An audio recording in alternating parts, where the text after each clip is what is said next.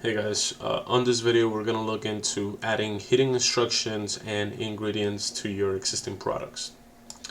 Now the first thing we're going to do is take a look at the new headers that we've added to the sheet, and we'll start with how to name. So you can see that there is a number.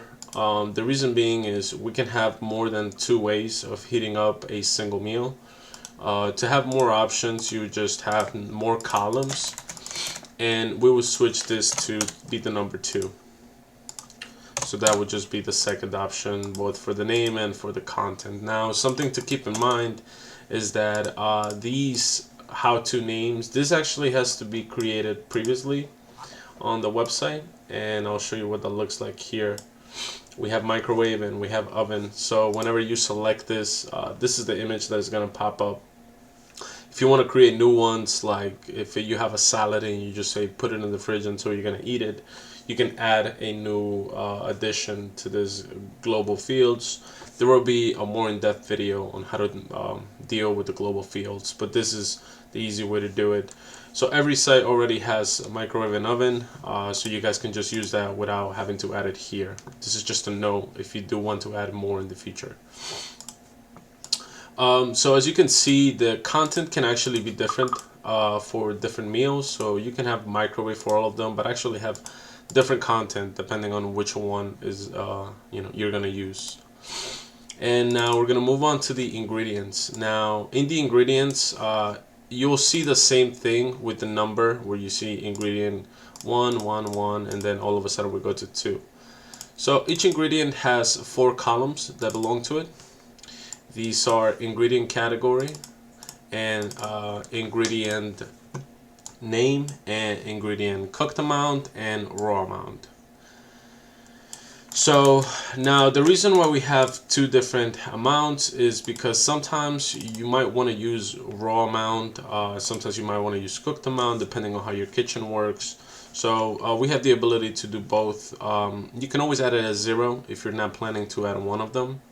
At the very end, we just append, so we take an addition of all the orders, and we multiply that by how many times this specific meal was ordered to give you a overview for the day inside of your ingredients reports. So then we have category and name. Now your category is really used to kind of display the ingredients in specific places on your report. So we're going to categorize by this. So in this example, you see that we have protein for all of these. So whenever we print out the report for meals, for orders including this meal, you're going to see protein, and you're going to see all of these under those.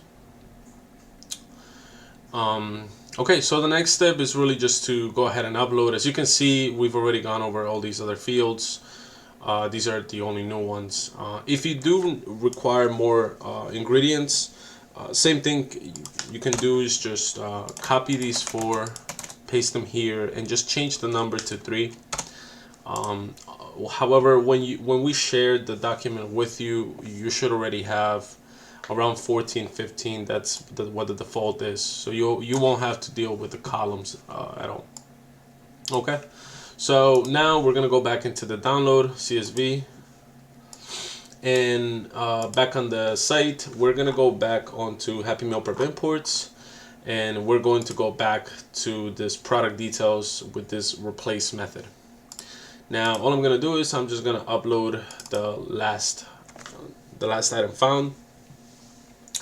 Great, so it's telling me that the import was successful, so now we can reload this meal to see how the changes affected it. Okay, so now we see that we have the how to prepare information specific for that meal. Now when it comes to the ingredients, you won't see anything on the front end. However, ingredients are really used for reporting and making all of those calculations a lot faster for you guys.